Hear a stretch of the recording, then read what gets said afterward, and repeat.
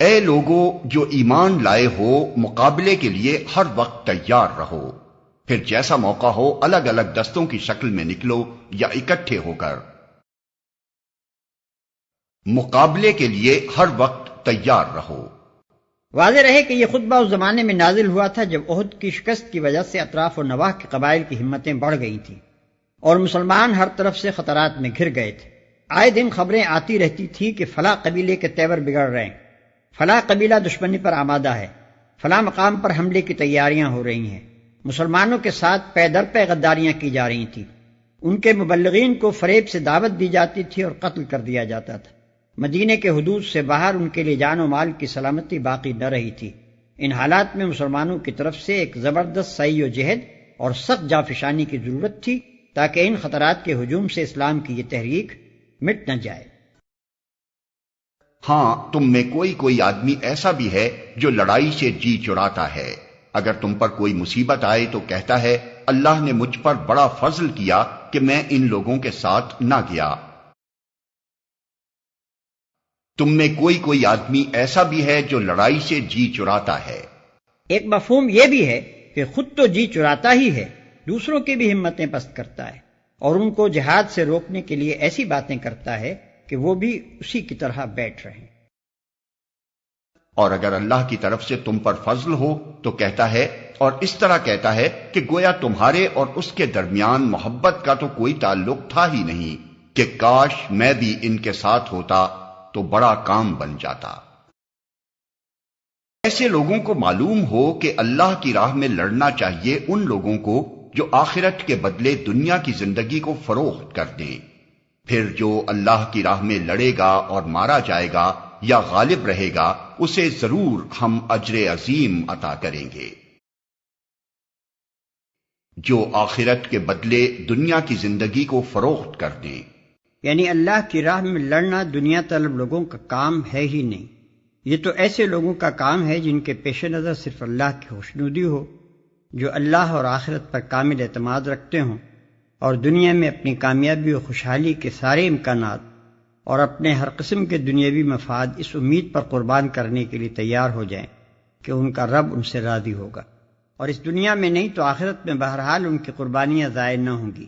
رہے وہ لوگ جن کی نگاہ میں اصل اہمیت اپنے دنیاوی مفاد ہی کی ہو تو در حقیقت یہ راستہ ان کے لیے نہیں ہے۔ آخر کیا وجہ ہے کہ تم اللہ کی راہ میں ان بے بس مردوں، عورتوں اور بچوں کی خاطر نہ لڑو جو کمزور پا کر دبا لیے گئے ہیں اور فریاد کر رہے ہیں کہ خدایا ہم کو اس بستی سے نکال جس کے باشندے ظالم ہیں، اور اپنی طرف سے ہمارا کوئی حامی و مددگار پیدا کر دے۔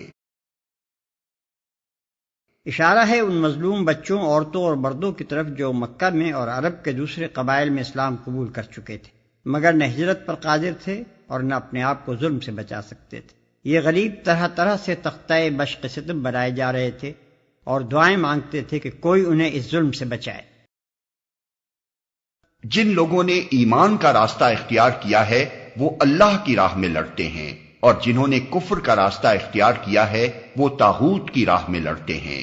پس شیطان کے ساتھیوں سے لڑو اور یقین جانو کہ شیطان کی چالیں حقیقت میں نہایت کمزور ہیں۔ وہ طاغوت کی راہ میں لڑتے ہیں۔ یہ اللہ کا دو ٹوک فیصلہ ہے۔ اللہ کی راہ میں اس غرض کے لیے لڑنا کہ زمین پر اللہ کا دین قائم ہو، یہ اہل ایمان کا کام ہے، اور جو واقعی مومن ہے وہ اس کام سے کبھی باز نہ رہے گا۔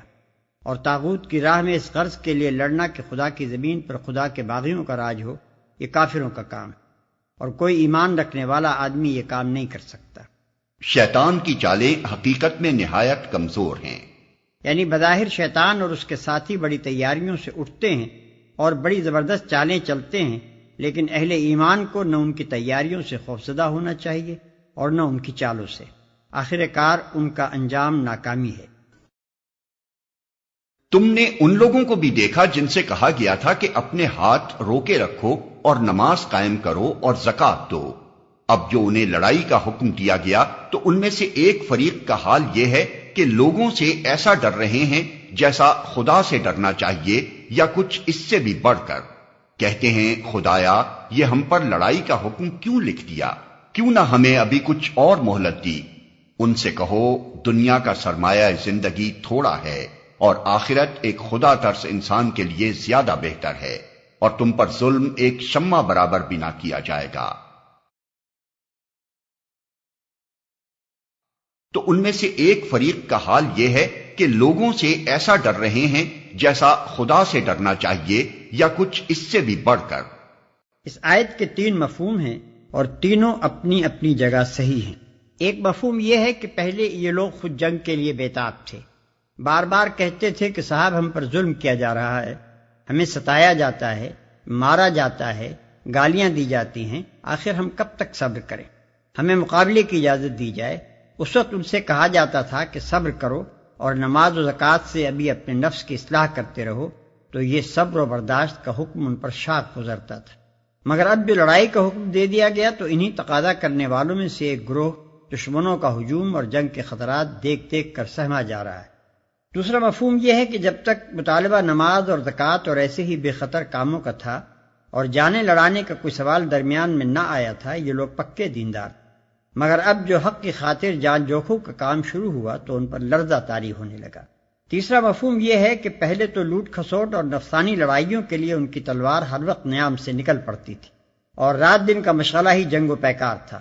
اس وقت انہیں خوریزی سے ہاتھ روکنے اور نماز و زکوٰۃ سے نفس کی اصلاح کرنے کے لیے کہا گیا تھا۔ اب جو خدا کے لیے تلوار اٹھانے کا حکم دیا گیا تو وہ لوگ جو نفس کی خاطر لڑنے میں شیر دل تھے، خدا کی خاطر لڑنے میں بزدل بنے جاتے ہیں۔ وہ دست شمشیر زن جو نفس اور شیطان کی راہ میں بڑی تیزی دکھاتا تھا، اب خدا کی راہ میں شل ہوا جاتا ہے۔ یہ تینوں مفہوم مختلف قسم کے لوگوں پر چسپاں ہوتے ہیں اور آیت کے الفاظ ایسے جامع ہیں کہ تینوں پر یکساں دلالت کرتے ہیں۔ اور تم پر ظلم ایک شمع برابر بھی نہ کیا جائے گا، یعنی اگر تم خدا کے دین کی خدمت بجا لاؤ اور اس کی راہ میں جانفشانی دکھاؤ تو یہ ممکن نہیں ہے کہ خدا کے ہاں تمہارا اجر ضائع ہو جائے۔ رہی موت تو جہاں بھی تم ہو وہ بہرحال تمہیں آ کر رہے گی، خواہ تم کیسی ہی مضبوط عمارتوں میں ہو۔ اگر انہیں کوئی فائدہ پہنچتا ہے تو کہتے ہیں یہ اللہ کی طرف سے ہے، اور اگر کوئی نقصان پہنچتا ہے تو کہتے ہیں یہ تمہاری بدولت ہے۔ کہو سب کچھ اللہ ہی کی طرف سے ہے، آخر ان لوگوں کو کیا ہو گیا ہے کہ کوئی بات ان کی سمجھ میں نہیں آتی۔ اور اگر کوئی نقصان پہنچتا ہے تو کہتے ہیں یہ تمہاری بدولت ہے۔ یعنی جب فتح و ظفر اور کامیابی اور سرخروئی نصیب ہوتی ہے تو اسے اللہ کا فضل قرار دیتے ہیں اور بھول جاتے ہیں کہ اللہ نے ان پر یہ فضل نبی صلی اللہ علیہ وسلم ہی کے ذریعے سے فرمایا ہے۔ مگر جب خود اپنی غلطیوں اور کمزوریوں کے سبب سے کہیں شکست ہوتی ہے اور بڑھتے ہوئے قدم پیچھے پڑنے لگتے ہیں تو سارا الزام نبی صلی اللہ علیہ وسلم کے سر تھوپتے ہیں اور خود بری و ذمہ ہونا چاہتے ہیں۔ اے انسان، تجھے جو بھلائی بھی حاصل ہوتی ہے اللہ کی عنایت سے ہوتی ہے، اور جو مصیبت تجھ پر آتی ہے وہ تیرے اپنے کسب و عمل کی بدولت ہے۔ اے محمد، ہم نے تم کو لوگوں کے لیے رسول بنا کر بھیجا ہے اور اس پر خدا کی گواہی کافی ہے۔ جس نے رسول کی اطاعت کی اس نے دراصل خدا کی اطاعت کی، اور جو منہ موڑ گیا تو بہرحال ہم نے تمہیں ان لوگوں پر پاسبان بنا کر تو نہیں بھیجا ہے۔ یعنی اپنے عمل کے یہ خود ذمہ دار ہیں، ان کے اعمال کی باز پرس تم سے نہ ہوگی۔ تمہارے سپرد جو کام کیا گیا ہے وہ تو صرف یہ ہے کہ اللہ کے احکام و ہدایات ان تک پہنچا دو۔ یہ کام تم نے بخوبی انجام دے دیا۔ اب یہ تمہارا کام نہیں ہے کہ ہاتھ پکڑ کر انہیں زبردستی راہ راست پر چلاؤ۔ اگر یہ اس ہدایت کی پیروی نہ کریں جو تمہارے ذریعے سے پہنچ رہی ہے تو اس کی کوئی ذمہ داری تم پر نہیں ہے۔